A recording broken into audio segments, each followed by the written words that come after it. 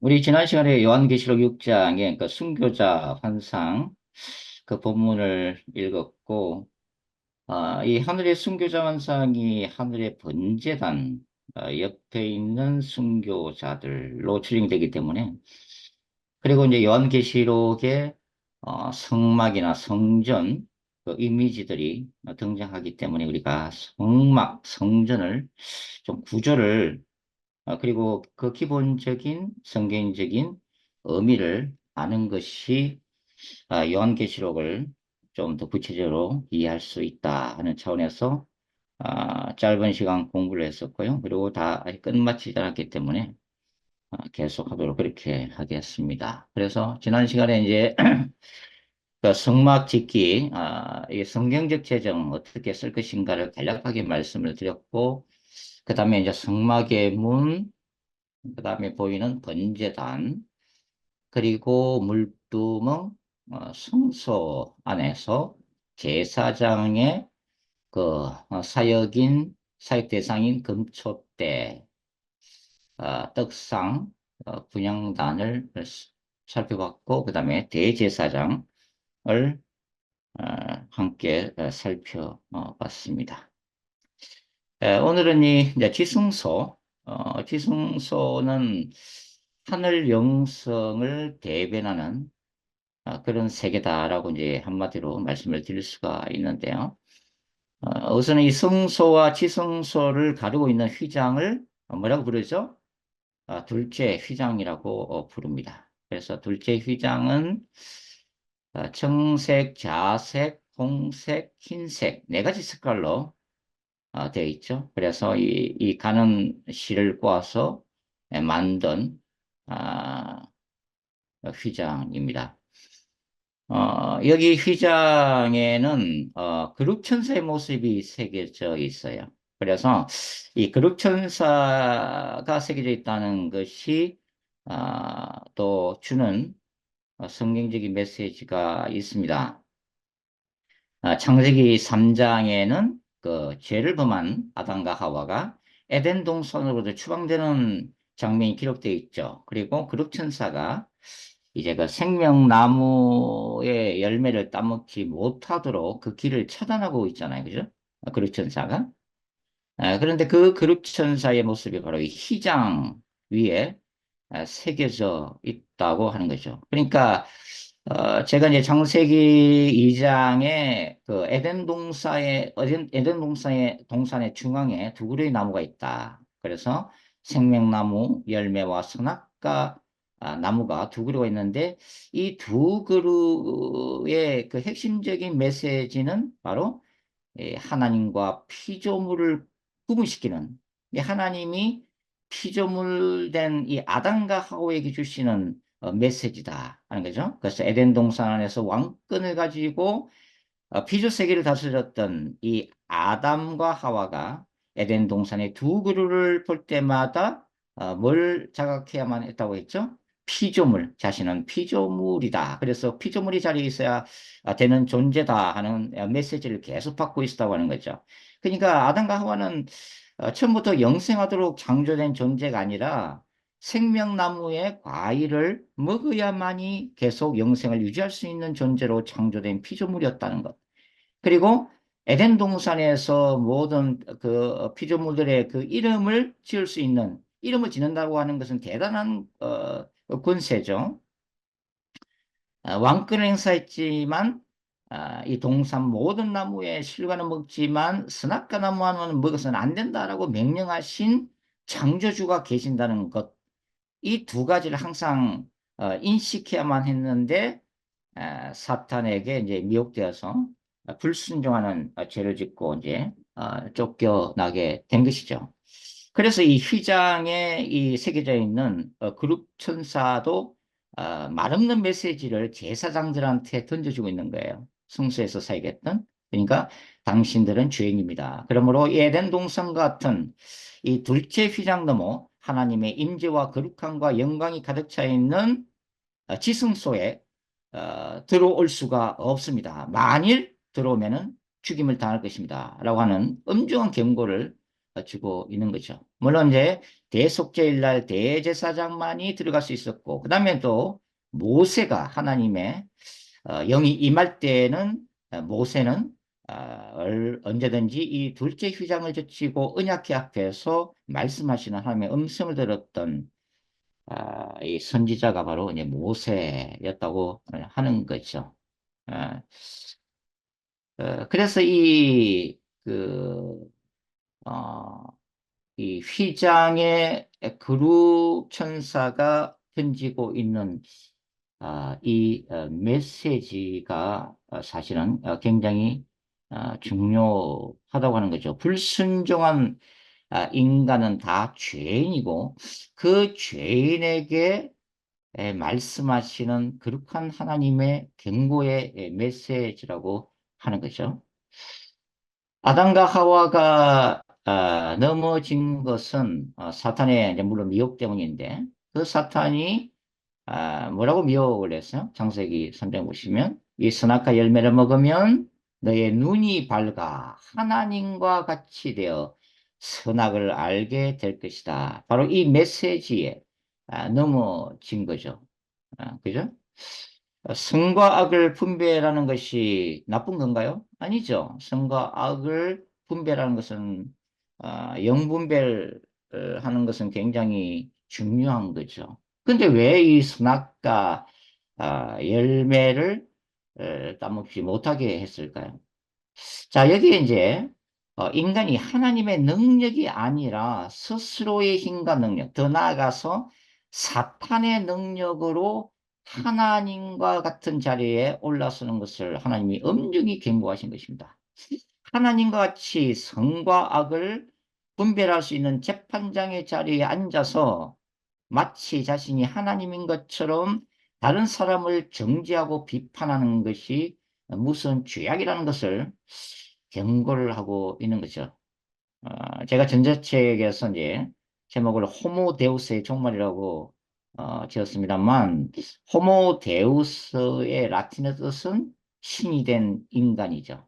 그래서 이제 제 책의 이제 그 내용은 이 인공지능 시대의 인간적인 과학 기술을 사용해서 인공지능의 힘을 빌려서 하나님 없이도 이 땅에 인본적인 유토피아를 세우려 하는 인간의 그 욕망, 자아숭배, 결국은 하나님의 자리에 인간이 올라서는 것을 이제 호모 데우스라고 그러는데 예수님이 재림할 때 그 호모 데우스의 자리에 올라선 인류를 심판할 것이라고 하는 메시지를 담고 있는 소설이죠.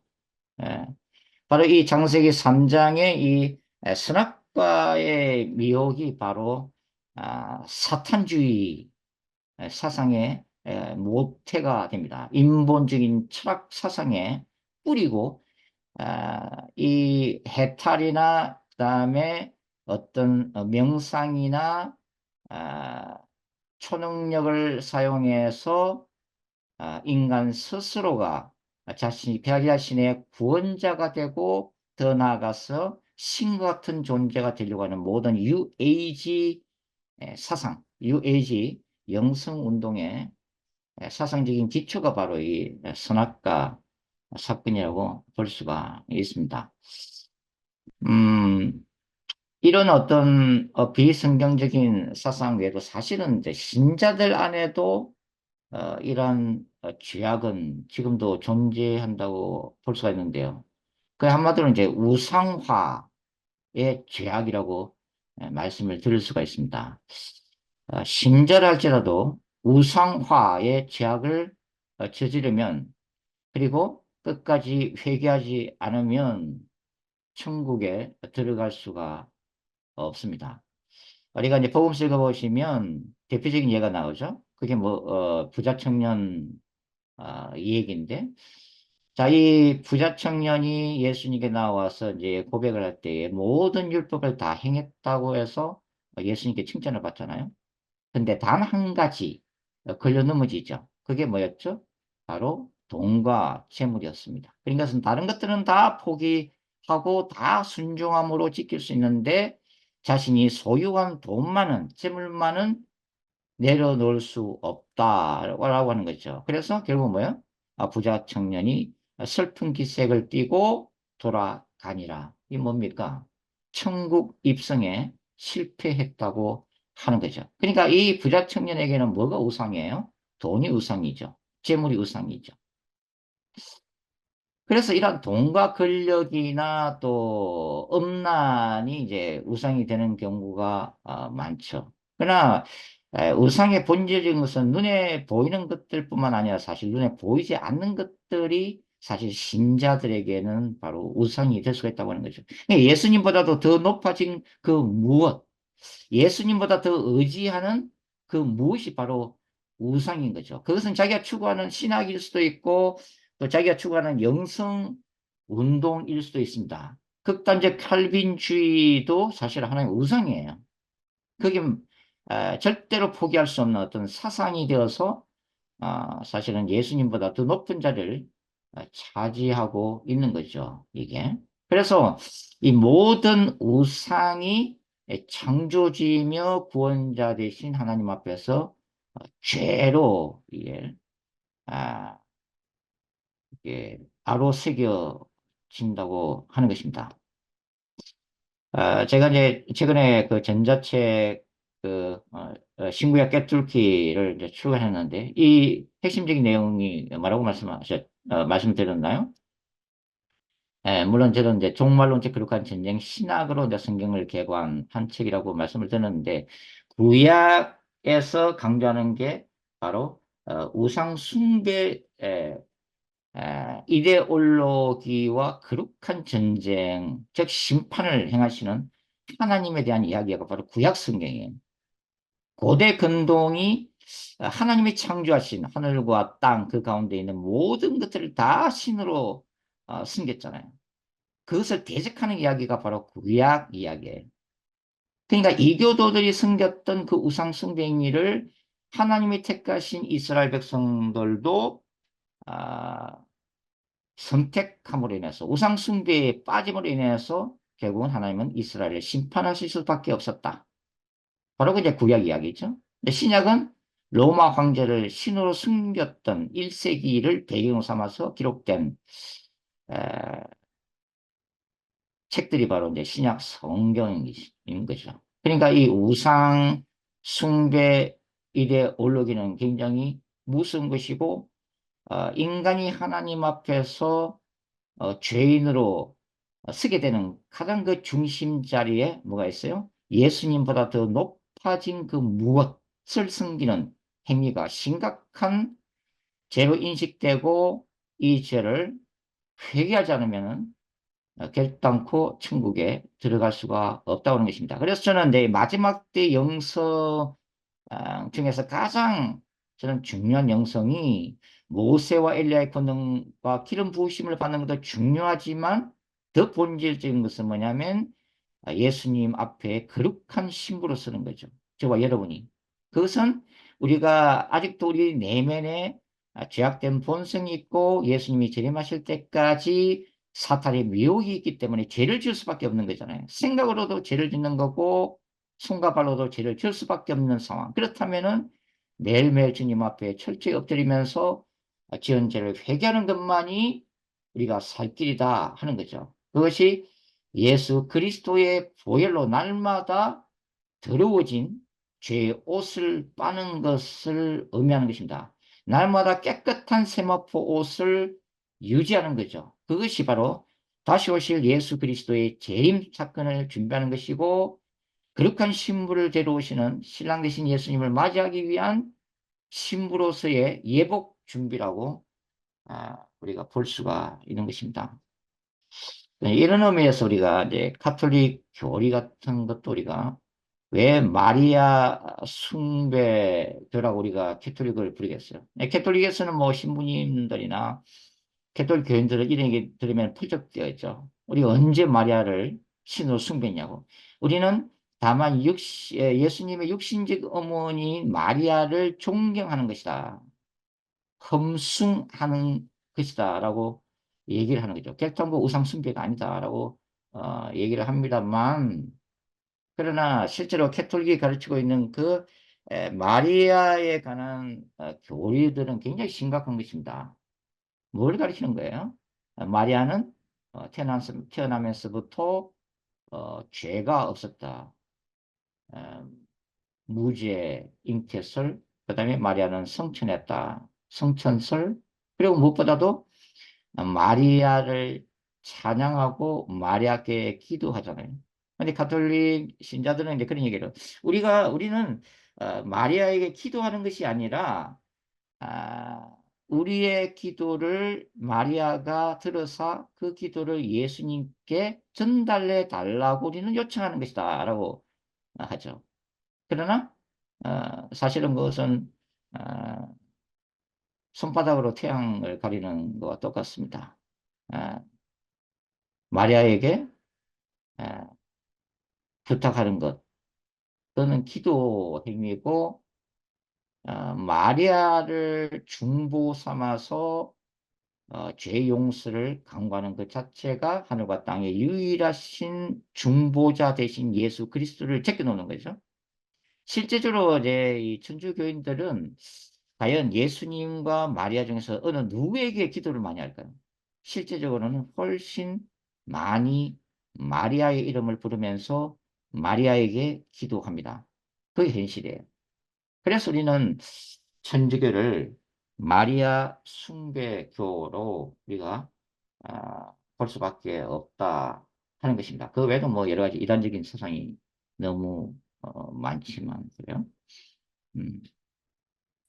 자, 이 둘째 휘장은 죄인과 거룩하신 하나님을 구별하는 엄격한 아, 이, 이 상징입니다. 이 휘장. 그렇기 때문에 제사장들은 이 둘째 휘장 앞에서 그리고 그 휘장에 그려진 이 거룩 천사의 모습을 볼 때마다 굉장히 두려움을 느꼈어요. 바로 그 둘째 휘장 너머에 바로 의미하신 하나님이 임재해 계셨기 때문에 두려워서 떨 수밖에 없었다고 하는 거죠. 그런데 이 둘째 휘장이 어떻게 됐어요? 예수께서 오시고 예수께서 십자가 죽음을 당하심으로 인해서 마태복음 27장에는 예루살렘 성소의 휘장이 위로부터 아래로 찢기는 일이 일어납니다. 그래서 히브리서 10장 20절은 뭐라고 기록하고 있어요? 그 길은 우리를 위하여 휘장 가운데로 열어놓으신 새롭고 산 길이요. 휘장은 곧 그의 육체니라. 그러니까 이 성막의 휘장은 이제 신약적인 관점으로 보면은 뭘 상징하고 있는 거예요? 예수님을 상징하고 있는 거죠. 예수께서 십자가에서 찢으신 그분의 살과 피, 그분의 육체를 상징하고 있다고 하는 거죠. 그러니까 이 둘째 휘장이 찢김으로 인해서 어떤 일이 났어요? 예수 그리스도 이름으로 예수 그리스도의 보혈을 힘입어 예수 그리스도를 통해서 누구나 하나님의 임재 앞으로 나아갈 수 있다고 하는 거죠. 바로 여기서도 바로 캐톨릭 교리 이런 성이 드러나는 거죠. 자, 캐톨릭의 미사가 뭘 하는 거예요? 구약 제사를 계속 재현시키는 거예요. 반복적으로. 사제, 신부 역할이 뭡니까? 구약의 제사장 역할이잖아요. 제사를 집전하는 제사장이 바로 신부, 미사를 집전하는 신부란 말이에요. 신부한테 고해 성사를 왜 합니까? 신부 앞에 죄를 고백해야만이 그리고 이 천주교 신자들의 그 죄 고백을 들은 신부가 대신 기도해야만이 죄 용서를 받을 수 있다고 하는 지극히 비성경적인 교리를 만들어낸 거잖아요. 그게 고해 성사를 만든 거잖아요. 신부를 통해서 왜 하나님께 나아갈 수 있어요? 예? 개신교에서 신자들이 목사를 통해서 하나님께 나아갑니까? 아니죠. 직접 나가는 거죠. 직접 하나님 앞에 무릎 꿇고 기도함으로써 신약의 신자들은 하나님의 임재, 하나님의 계신 그 하늘의 지성소를 얼마든지 언제든지 들어갈 수가 있다고 하는 것입니다. 그게 휴장의 의미입니다. 자, 이제 지성소 들어가면은 뭐가 보여요? 언약궤가 보이죠? 언약궤. 법궤라고도 하고 정거궤라고도 부릅니다. 그리고 이 언약궤의 뚜껑을 속죄소라고 불러요. 속죄소 뜻이 뭐예요? 죄를 용서받는 장소라는 뜻이죠. 자, 이 속죄소가 요한계시록의 유리바다에 해당한다고 말씀을 드렸습니다. 두 그룹 천사가 마주보고 양날개를 맞대고 있습니다. 바로 우주를 다스리시는 이 하나님이 계신 하늘 보좌를 상징하고 있는 거죠. 그래서 저는 이제 정말의 거룩한 전쟁에서 뭐라고 부른다고 그랬어요? 워룸이라고 부른다고 그랬죠. 예. 사탄의 나라를 대적하는 하나님 나라의 그 거룩한 전쟁을 주관하시고 승리하시고 도와주시고 승리하시는 하늘 보좌, 주님의 보좌, 아, 거룩한 전쟁을 집행하시는 워룸, 사령탑이라고 제가 표현을 해드렸습니다. 바로 이 보좌가 구원과 심판이 이루어지는 장소라는 거죠. 그래서 대제사장은 이곳에 들어오면 뭘 한다고 그랬어요?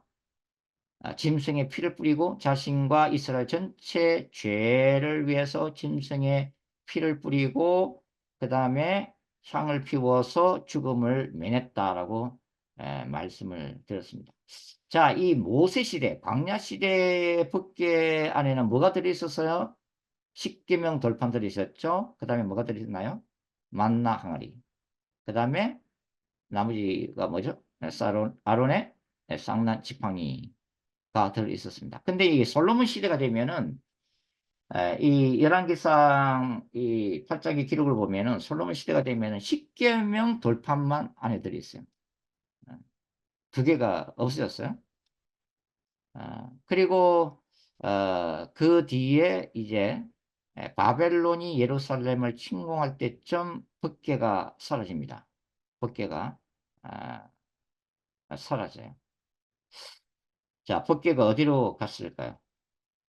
전승에 의하면은 선지자 예레미야는 그 바벨론 군대가 예루살렘을 멸망할 당시 그 현장에 있었던 선지자잖아요. 그래서 이 예레미야의 지도하에 법궤를 너보산으로 옮겼다라고 하는 전승이 있습니다. 전승이에요, 전승. 예, 법궤가 어떻게 됐는지 모르죠. 근데 현대 들어와서 이제 이 법궤를 찾으려고 하는 뭐 움직임도 있었잖아요.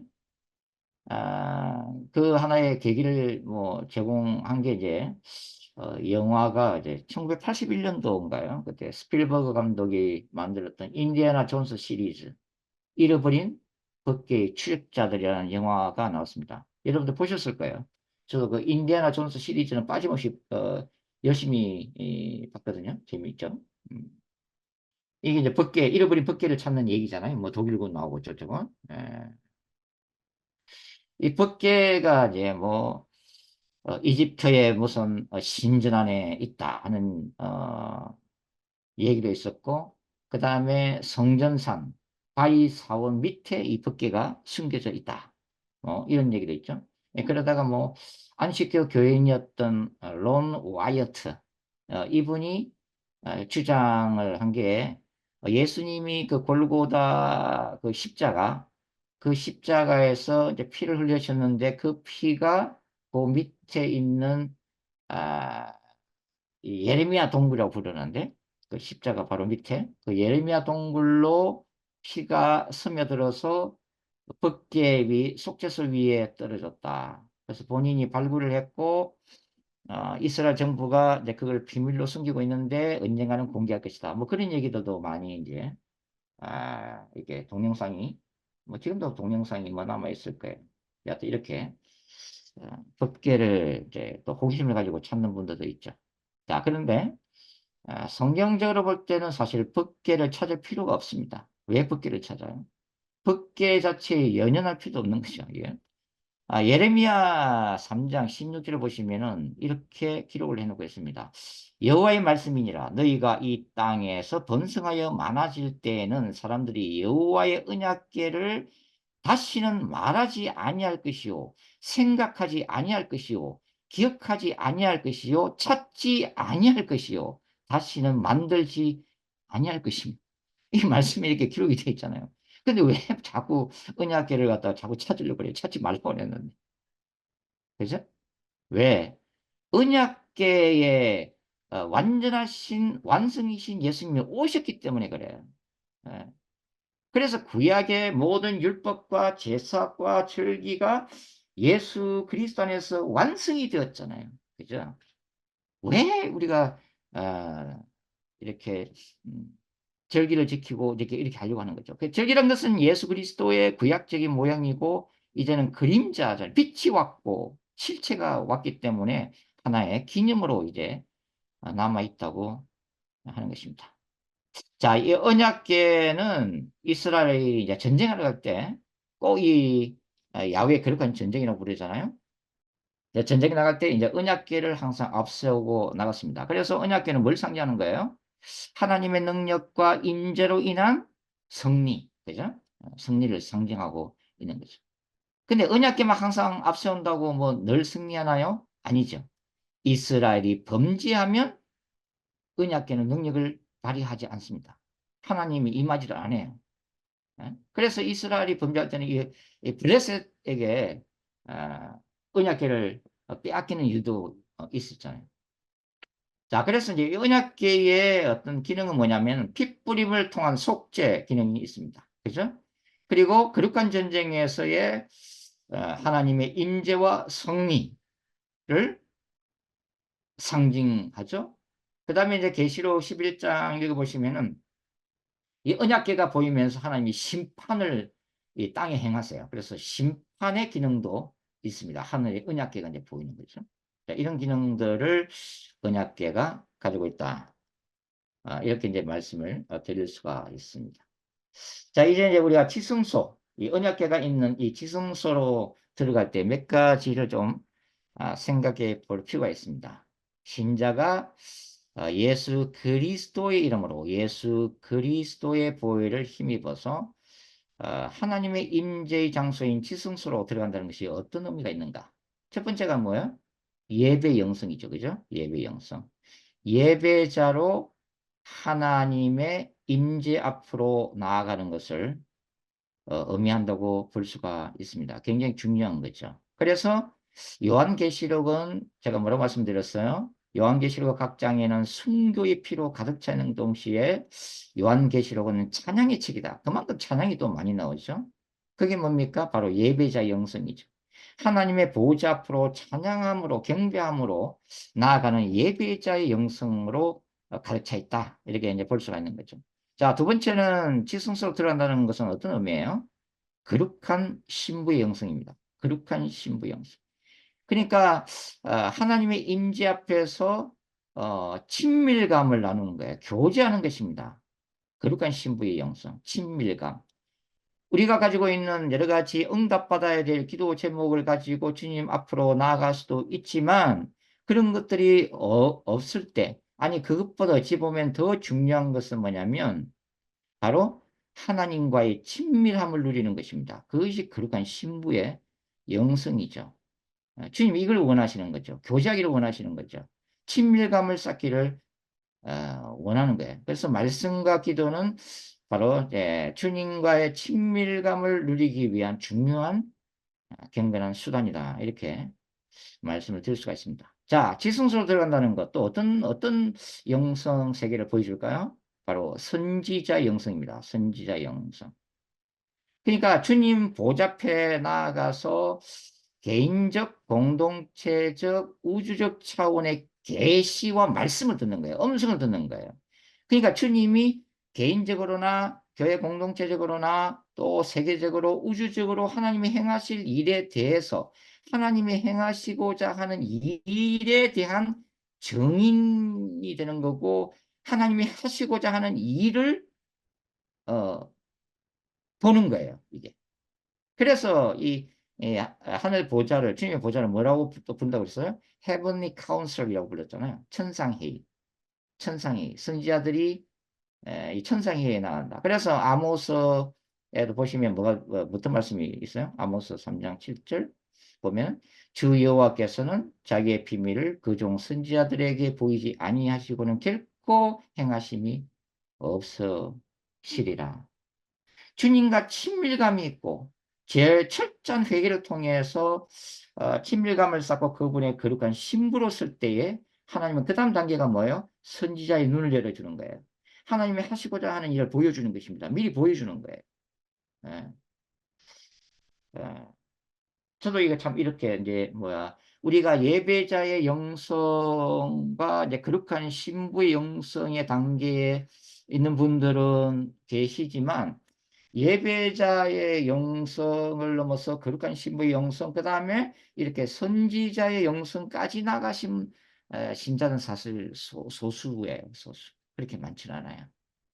근데 주님은 사실 우리 모든 하나님의 자녀들이 뭐 선교사님, 목사님들 뭐 이렇게 영적 지도자뿐만 아니라 일반 평신들 이렇게까지 모든 하나님의 자녀들이 참된 예배자의 자리 그리고 거룩한 신부의 자리 더 나아가서 하나님이 이 마지막 때에 재림과 관련해서 보여주시고자 하는 어떤 예언적인 메시지를 받을 수 있는 선제 영성을 갖기를 다 원하신다고 저는 생각합니다. 그러기 위해서는 바로 가장 무엇보다도 이제 이 철저한 회개, 주님 앞에서 그 거룩한 하나님을 만나기 위해서 철저히 회개하고자 하는 십자가에 못 박는 이게 이제 중요하다고 이제 볼 수가 있는 거죠. 자, 언약궤가 있는 그 위 천정에 보시면 뭐가 있냐면 불기둥과 구름기둥이 있습니다. 불기둥과 구름기둥이 항상 성막이 셋업되어 있을 때는 낮에는 구름기둥의 모습으로 밤에는 불기둥의 모습으로 이스라엘과 함께 했습니다. 사실은 뭐 불기둥과 구름기둥이 뭐 두 가지 기둥이 있는 게 아니라 어찌 보면은 구름기둥 안에 불기둥이 있다고 생각하시면 될 것 같아요. 그래서 이 낮에는 구름기둥만 보이다가 나중에 밤이 되면은 그 구름기둥 안에 있는 불기둥이 빛을 발하면서 이제 불이 타기 시작하면서 이제 환하게 비치는 그리고 이제 이 성막이 움직이는 성전이니까 이동용 성전이니까 그다음에 이 불기둥과 구름기둥이 떠나기 시작하면은 이스라엘 백성들은 이제 하나님께서 이제 이동하라고 하시는구나. 그러면은 이 성막을 다 해체하고 레위인들과 제사장들이 주도해서 다 해체하고 그다음에 이스라엘 백성들의 12지파가 이제 살고 있는 그 텐트도 다 어, 패키징을 해가지고 구름 기둥과 불기둥이 인도하는 방향으로 이제 다 이동을 하게 되죠. 그리고 이제 불기둥과 구름 기둥이 이제 멈추는 그곳에 다시 성막을 셋업하고 그다음에 성막을 중심으로 동서남북 세 지파씩 이스라엘 백성들이 진을 치고 스테이하기 시작하는 거죠. 그래서 이 불기둥과 구름 기둥은 뭐예요? 이스라엘 백성들의 길을 인도하는 하나님의 임재와 능력을 상징하는 거죠. 그리고 오늘날에는 바로 신자들의 발길을 인도하시고 또 신자들에게 하나님의 나라를 세워나가는 능력과 은사와 기름 부으심을 부어주시는 바로 성령님을 의미한다고 우리가 해석을 할 수가 있겠습니다. 자, 성막의 영성은 초월적이면서 그러나 균형 잡힌 영성의 세계를 보여주고 있다고 저는 생각을 하고 있습니다. 그러니까 우리가 주님의 임재를 삼으면서 날마다 지성소로 나아가라고 이제 촉구하고 있는 거죠, 하나님은. 그죠? 시내산에 하나님이 임재하셨을 때, 그래서 이 천둥과 번개와 불과 빽빽한 구름과 지진 가운데서 시내산을 뒤흔들면서 하나님이 임재하셨을 때 크게 두 그룹의 사람으로 나눠지잖아요.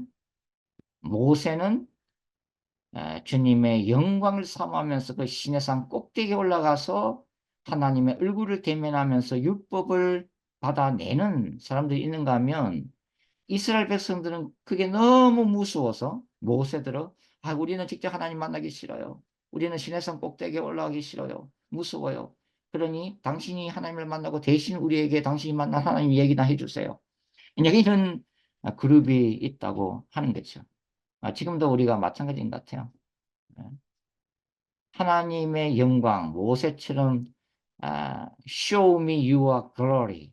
주님의 영광을 내게 보여주시오 하면서 하나님을 꼭 만나려고 몸부림치면서 끊임없이 지성소의 문을 두드리는 신자들이 있는가 하면 그냥 대충대충 그냥 주일이나 때우고 왔다 갔다 하면서 신앙생활하는 분들도 있다 그런 거죠. 그래서 날마다 지성소로 나와라. 유대인의 뜰을 지나서 제사장의 뜰로 나가고, 그죠?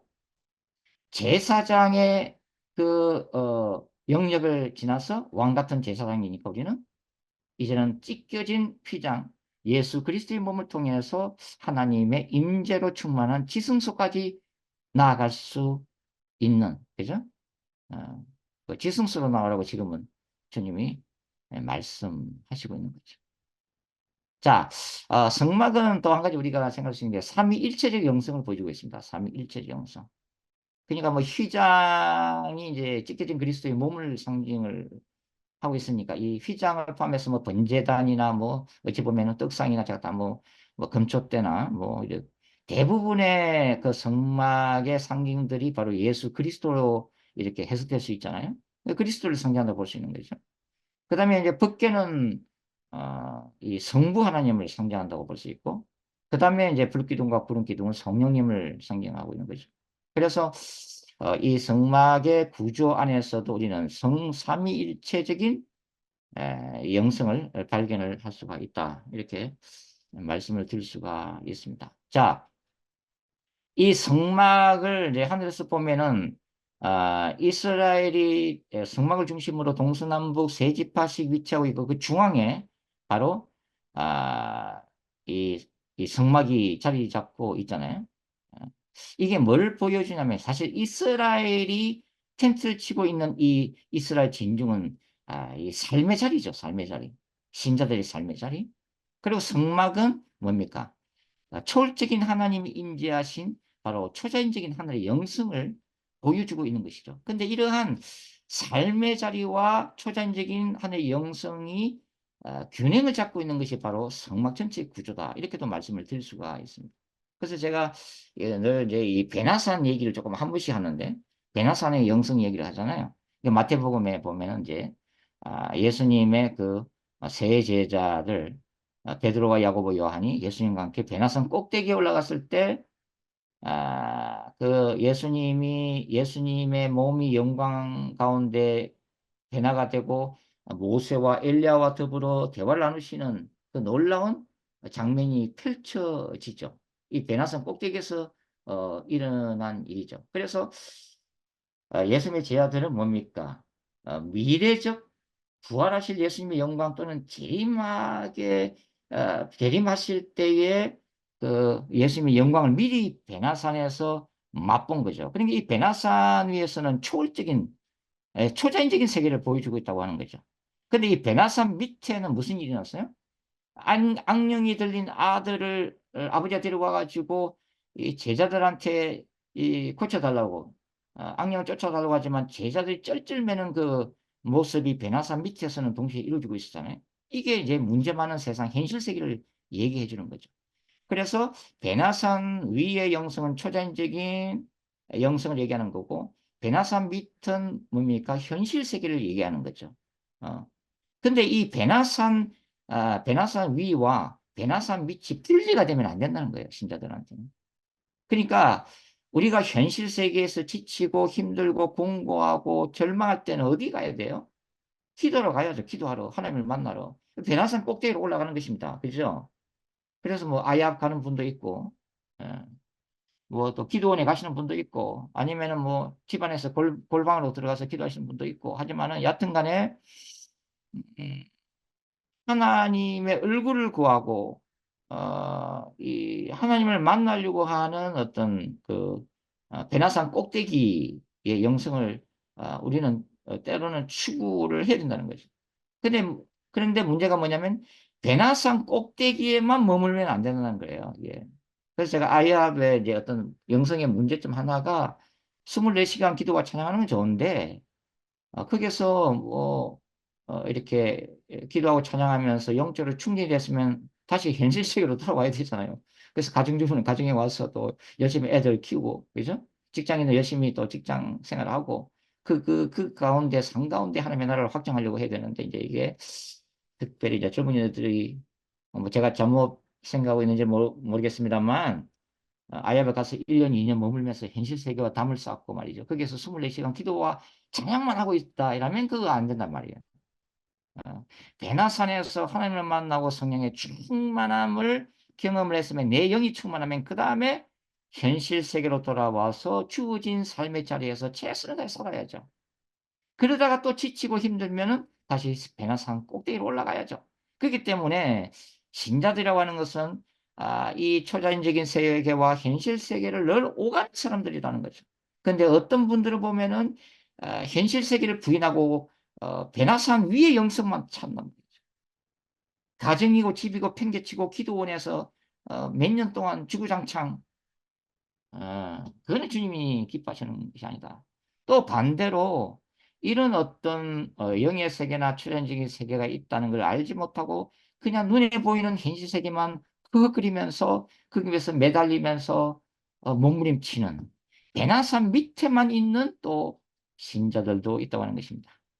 그런데 이 성막의 영성은 이스라엘의 삶의 자리와 그 가운데 초자연적인 하나님의 임재가 있었던 성막이 같이 공존함으로 인해서 굉장히 균형 잡힌 영성의 세계를 보여주고 있다 하는 것을 우리가 이제 볼 수가 있겠습니다. 자, 이래서 우리가 이제 성막을 굉장히 간단하게 오버뷰 해봤는데 우리가 이제 제가 제 책에 뭐 밤모섬에서 바라본 황금의 집에도 나와 있습니다만 우리가 이제 성막을 이렇게 생각할 때에 이 성막의 어떤 상징들을 통해서 이제 기도를 할 수가 있죠.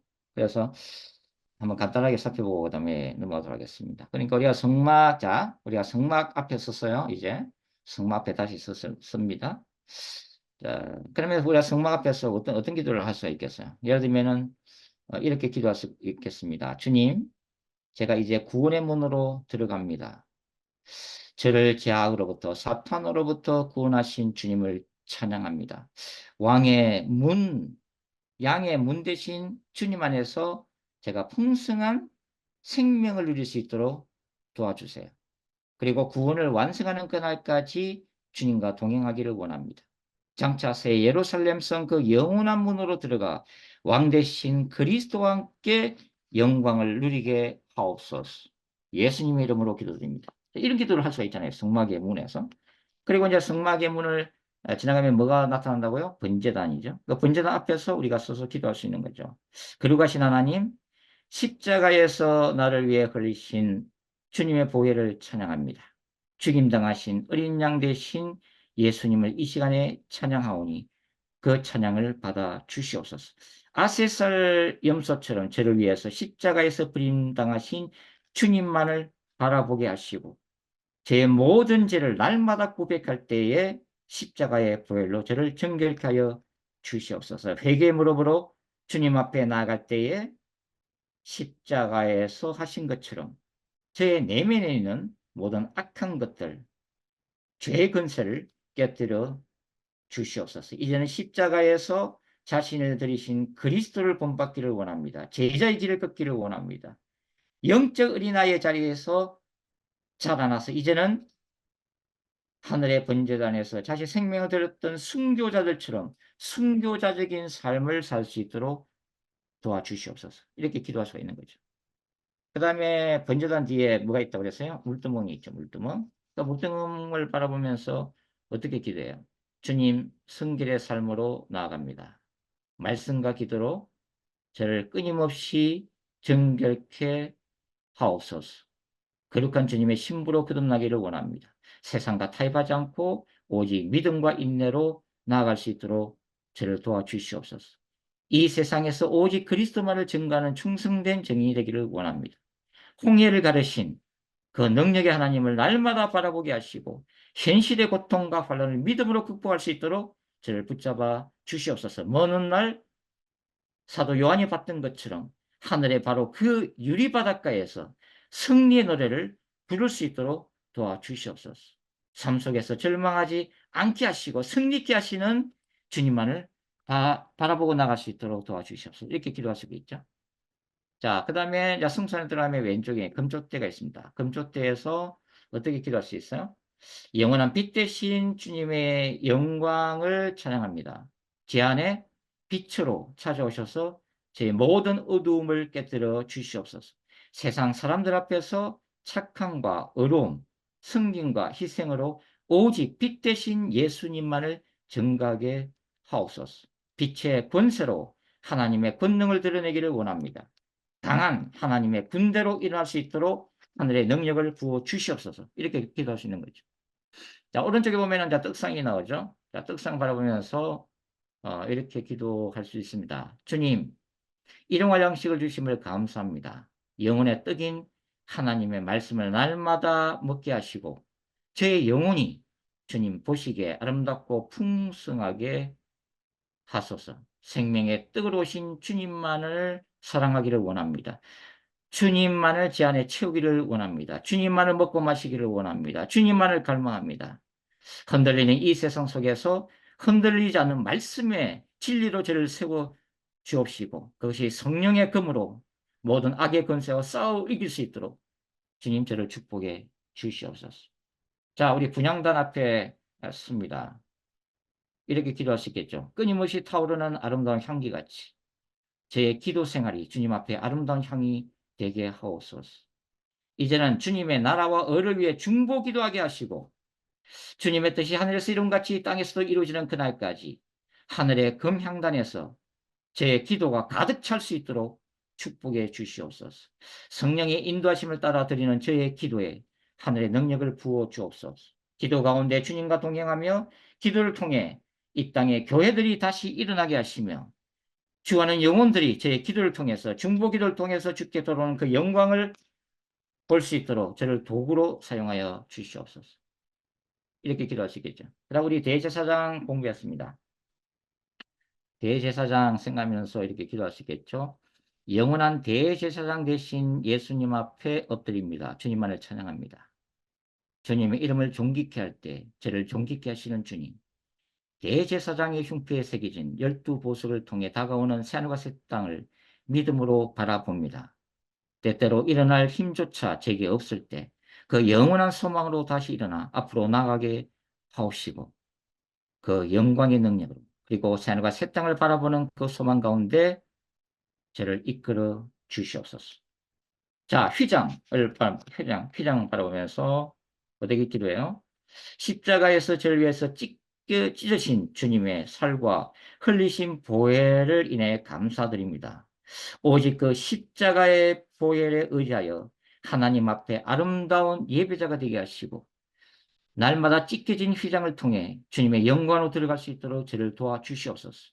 주님이 창조하신 보이는 세계와 보이지 않는 세계를 믿음으로 바라보게 하시고 그 모든 것을 다스리시는 주님만을 의지하게 하옵소서.